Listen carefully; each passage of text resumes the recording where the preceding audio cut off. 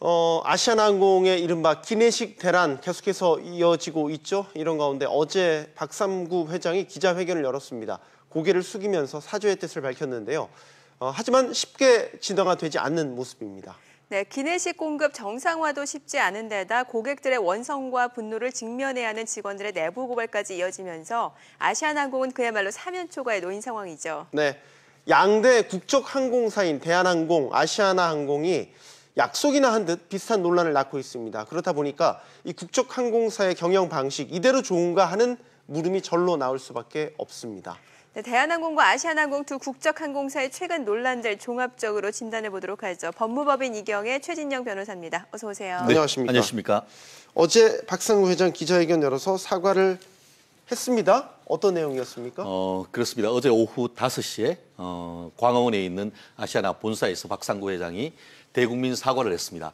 크게 봤을 때는 국민과 고객 그리고 또 임직원 더불어서 관련되는 그 협력업체 유족들에 대해서 사과를 했던 것 같습니다. 네. 먼저 그 고객에 대해서는 이와 같이 기내식을 제대로 하지 못해서 불편을 끼친 것에 대해서 사과를 했고 네. 또 그 과정에서 임직원들이 굉장히 많이 힘들어하게 그 항의하는 사태 속에서 또 그 사태가 발생하고 그와 같은 상황 속에서 제대로 대응하지 못해서 굉장히 그 구성원들이 지금 고생을 하는데 그 부분에 대해서 사과를 했습니다. 더불어서 최근에 어떻게 보면 이 그 하청업체, 협력업체 사장이 극단적인 선택을 했는데 그 유족에 대해서도 죄송하다라는 사과를 했습니다. 더불어서 그에 대한 원론적인 나름대로의 대책을 마련하겠다라고 얘기를 했는데 가장 핵심적인 부분이 이번 주말까지 이와 같은 그 기내식을 제대로 반입하지 못하는 것에 대한 대책을 마련하겠다라고 했는 것이 가장 핵심적인 내용인 것 같고요.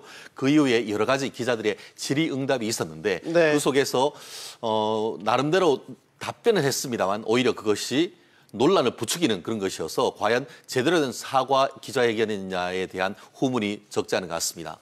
네.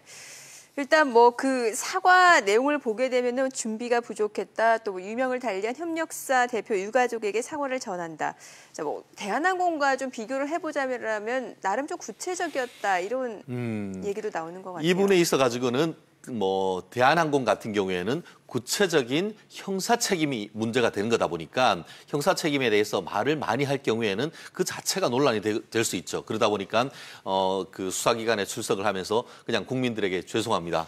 열심히 조사를 받겠습니다. 이것만 얘기를 했을 뿐인 반면에 이 그 아시아나 같은 경우에는 아직까지 그런 건 아니다 보니까 최대한 신속하게 최대한 상세하게 국민들에게 그 이해를 구하고 대책을 마련하는 것이 기본적인 어떤 그 비상 경영에서의 원칙이다라고 한다고 하면은 비교적 빠른 시간 내에 지난 며칠 전에는 아시아나 항공의 사장이 그 사과를 했었고 더불어서 그것을 넘어서 이 기업의 총수가 나와서 나름대로 사과를 하는 모습 자체는 평가를 하고 있습니다. 다만 그것이 지난 7월 1일자로 이렇게 그 대란이 벌어졌는데 어제 얘기하는 것이 조금 늦는 것이 아닌가. 그리고 총론적인 어떤 답에 대해서는 얘기를 했지만 강론적인 부분에 대한 답변이 좀 부족한 것이 아닌가 하는 비판도 적지 않은 것 같습니다. 네.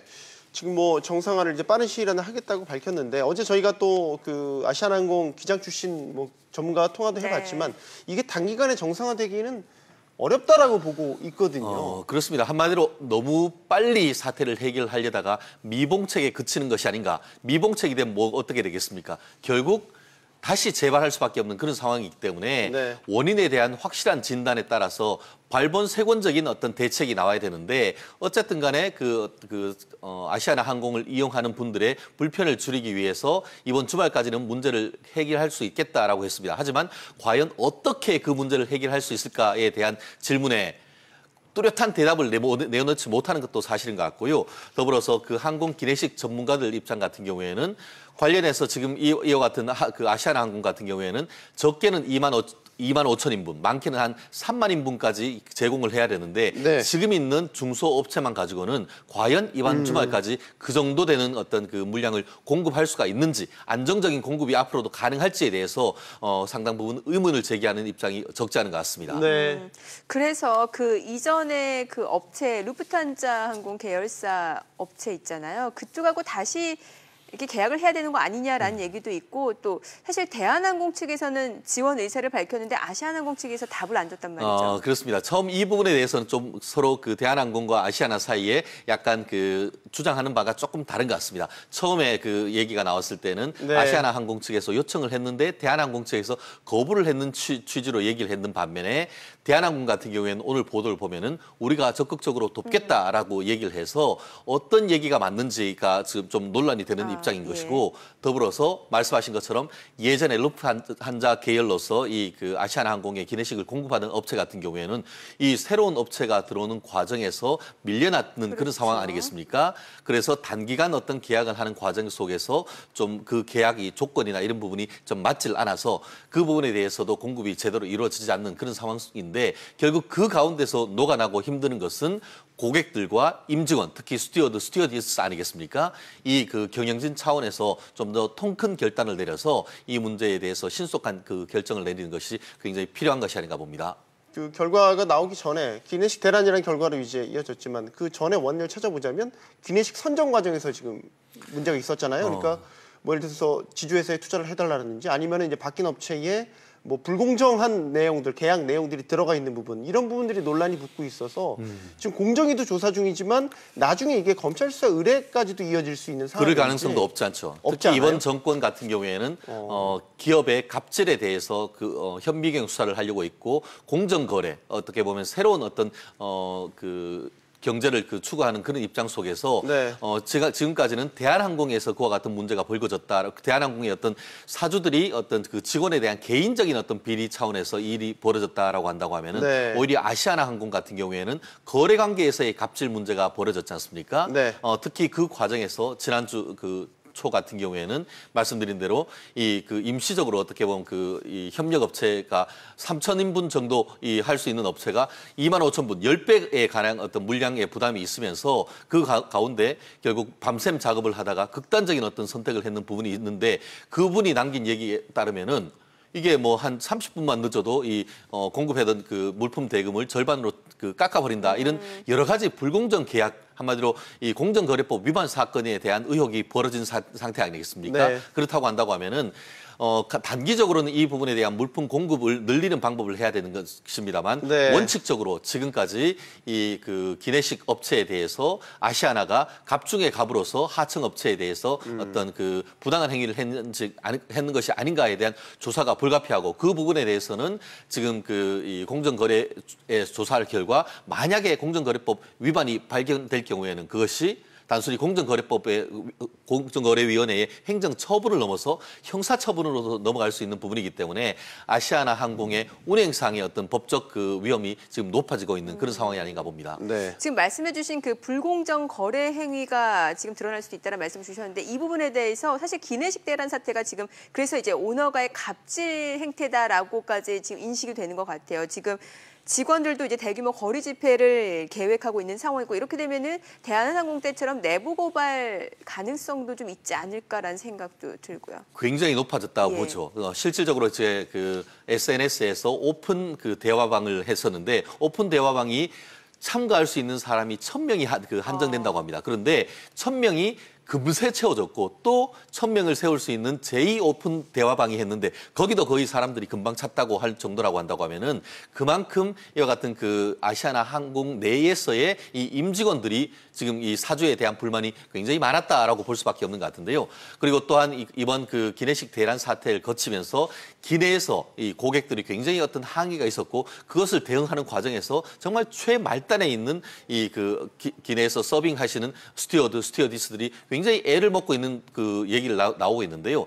말씀드렸듯이 단순한 그것을 넘어서 이 하청 업체들 같은 경우에는 문제 제기가 계속 글을 올라오고 있는데 더불어서 이번 주말 7월 6일 같은 경우에는 시내에서 이 부분에 대해서 어떤 가면을 쓰고 또 추모 취지에서 검은 옷을 입고 지금 시위를 한다라고 하고 있는데 그와 같은 내부 구성원의 목소리도 최대한 받아들여가지고 내부 개혁을 해내는 그런 어떤 경영진의 의지도 좀 필요한 것이 아닌가 봅니다.